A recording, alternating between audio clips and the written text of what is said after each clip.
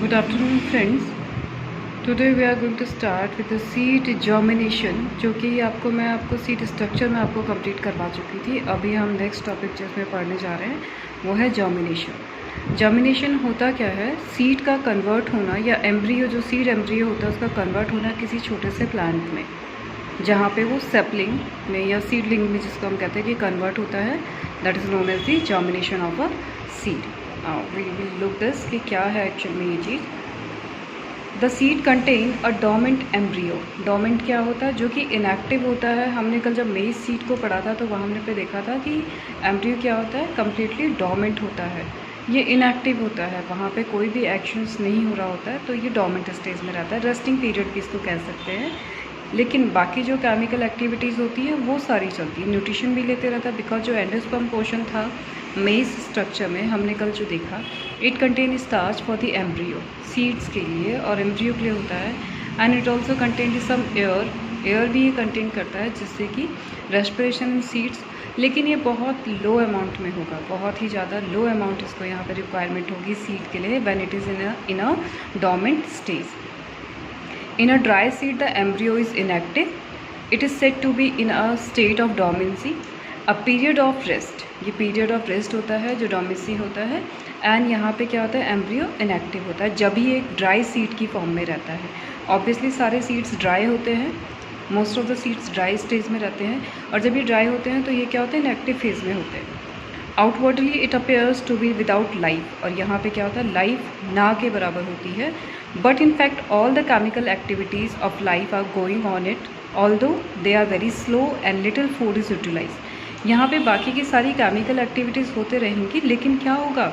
बहुत ही little amount of food ये utilise करेंगे। एंड जो भी प्रोसेस होगी वो बहुत स्लो होगी, ताकि जितनी भी वहाँ पे रिक्वायरमेंट है वो कम लिमिट्स में हो, बहुत ज़्यादा ना हो। The dry seeds consume oxygen and give out carbon dioxide. Dry seeds जो होती है क्या करता है? कंज्यूम करता है, ऑक्सीजन को करता है, and it's give out carbon dioxide. इसका एक एग्जांपल है, जब आप कभी गोडाउन्स वगैरह में जाते हैं जहाँ पे सीड्स रखे होते हैं, सीड्स के गोडाउन्स होते हैं, वहाँ पे आपको अंदर जाके काफ़ी गर्माहट फील होगी।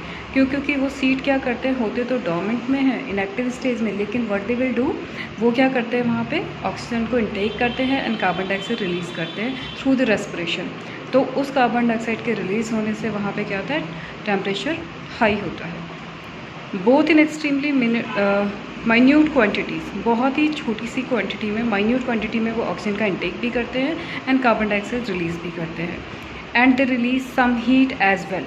When placed under proper condition the dormant embryo awakens, और जब उनको फेवरेबल कंडीशंस मिलती हैं डोमेंट सीड्स को, वो एम्ब्रियो क्या होते हैं? अवेकन्स हो जाते हैं या जग जाते हैं, उनमें एक्टिविटीज़ स्टार्ट हो जाती हैं for the new plants. It become active and start growing into a seedling. ये क्या हो जाते हैं? एक्टिव हो जाते हैं और स्टार्ट करते हैं एक सीडलिंग में फॉर्म होना। आपने कभी देखा होगा कि सीड्स को काफ़ी टाइम तक स्टोर करके रखते हैं, लेकिन जैसे ही उन्हें खेतों में बोया जाता है वो एक नए प्लांट्स में स्टार्ट हो जाते हैं, बिकॉज वहाँ पे उनको फेवरेबल कंडीशंस मिल जाती हैं। All the changes leading the formation of the seedling are collectively called germination. जितनी भी ये सारी प्रोसेस हैं, जो भी हैं, जितने भी चेंजेस लीड करते हैं फॉर्मेशन ऑफ सीडलिंग, सीडलिंग के बनने में जो भी फॉर्मेशन होती है, that is known as the germination. यहाँ पे हम और क्लियर करते हैं, germination is the formation of a seedling developed from the embryo. यहाँ पे इन्होंने कंडीशंस नहीं बोला है, लेकिन एक एम्ब्रियो से, जो कि सीड का एम्ब्रियो होता है, उससे डेवलप होना किसी सीडलिंग का या छोटे सैपलिंग का या प्लांट का, that is known as the formation known as the germination. Hope it's clear to you. Germination का डेफिनेशन आपको समझ आ गया होगा। A fresh seed from a plant normally does not germinate even if the condition for germination are favorable। अब जो fresh seed होता है, कई बार आपने देखा कि कोई जो नए सीड्स आते हैं जो भी, तो उनसे भी क्या होता है? नॉर्मली क्या होता है? प्लांट में ही जर्मिनेट होता है। It must pass through a period of dormancy during which is undergo physiological maturation.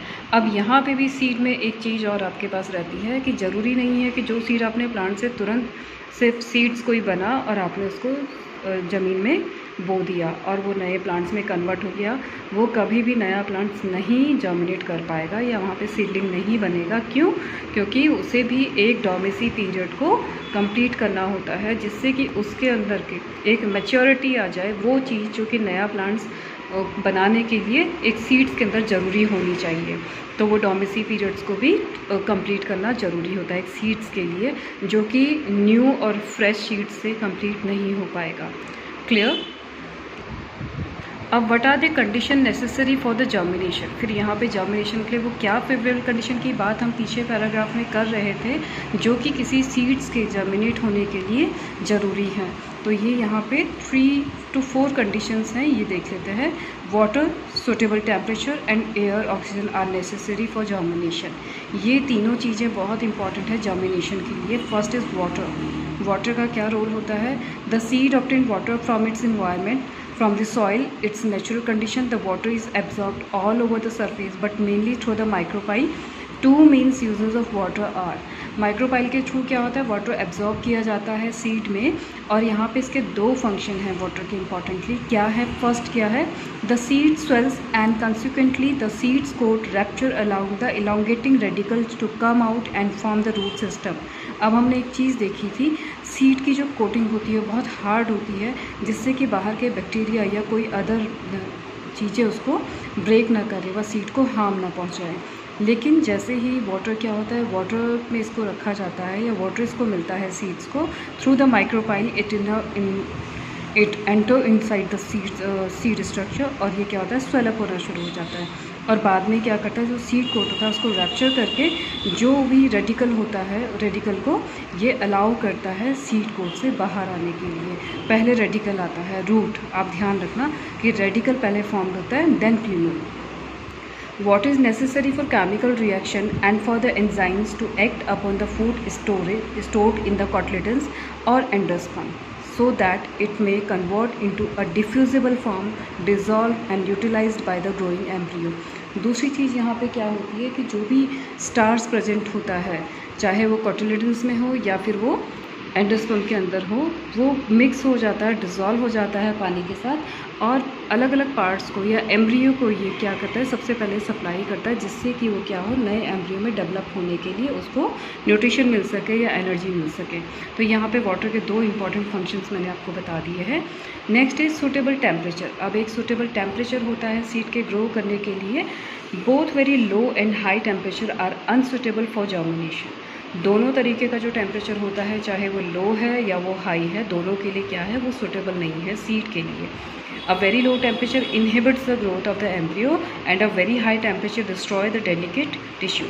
दोनों कंडीशन में क्या होगा कि एक तो इनहिबिट कर देगा, मतलब रोक देगा एम्ब्रियो की ग्रोथ को, अगर लो टेम्परेचर है, वेरी लो है, और अगर बहुत हाई है तो वो क्या कर देगा, उसके डेलिकेट जो टिश्यूज़ होते हैं उसको डिस्ट्रॉय कर देगा। A moderately warm temperature is from the 25 degrees Celsius to 35 degrees Celsius is usually favorable for germination and is also called the optimum temperature.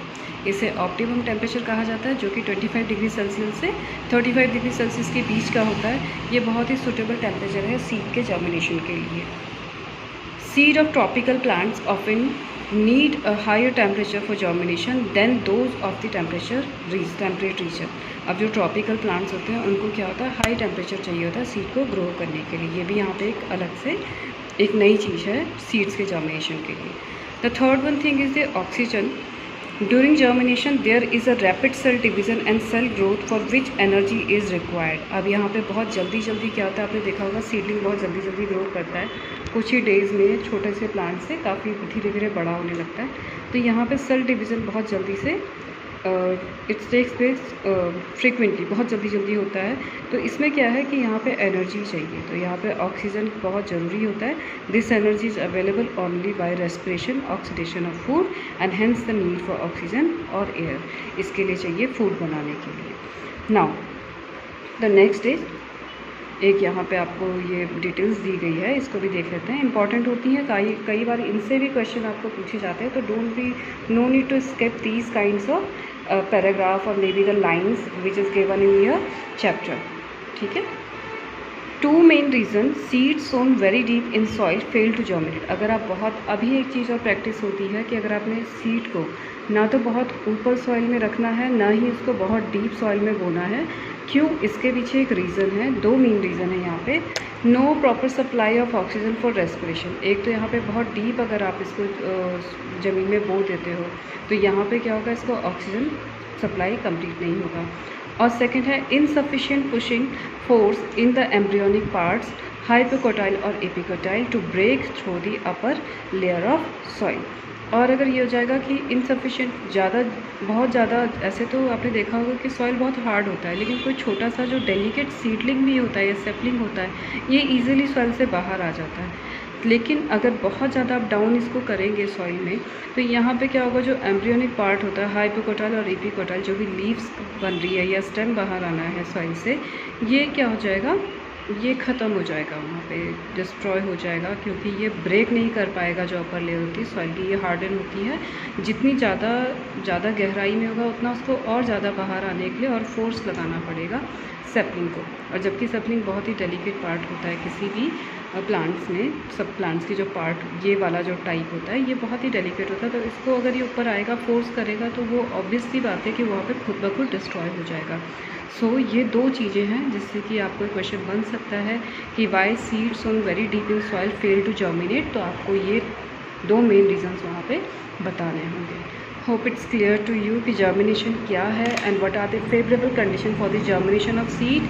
और इसमें जो भी ऑप्टिमम टेम्परेचर आप ज़रूर इसमें ध्यान रखिएगा। And these two main reasons कि अगर सॉइल में बहुत डीप अगर किसी सीड्स को बोया जाता है तो वो क्यों जर्मिनेट नहीं होता, उसका रीज़न क्या है। तो आप ये चीज़ें थोड़ा सा ध्यान रखिएगा, इसको रिवाइज़ कर लीजिएगा अच्छे से। And keep watching the video and like share and subscribe. Thank you so much, have a great day.